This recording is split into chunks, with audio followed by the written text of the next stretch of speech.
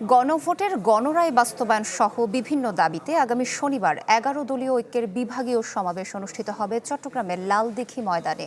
সকালে চন্দনপুরায় নগর জামায়াত কার্যালয়ের সংবাদ সম্মেলনে সমাবেশের নানা দিক তুলে ধরেন দলের কেন্দ্রীয় অ্যাসিস্ট্যান্ট সেক্রেটারি জেনারেল ও চট্টগ্রাম অঞ্চলের পরিচালক মোহাম্মদ শাহজাহান। তিনি বলেন, গণভোটের মাধ্যমে যে গণরায় দিয়েছিল জনগণ তা বাস্তবায়ন হয়নি আজও।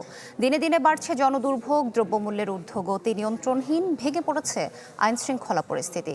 এসব সংকট থেকে উত্তরণে সরকারকে বাধ্য করতেই ১১ দলীয় ঐক্যের বিভাগীয় সমাবেশ, যাতে উপস্থিত থাকবেন সংসদের বিরোধী দলীয় নেতা সহ জোটের শীর্ষ নেতারা।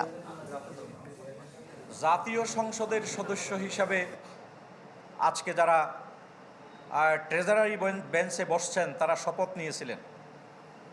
কথা ছিল সংবিধান সংস্কার পরিষদের সদস্য হিসাবেও শপথ গ্রহণ করবেন।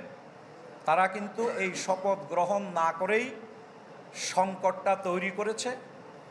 এইভাবে জুলাই চেতনার আলোকে বাংলাদেশের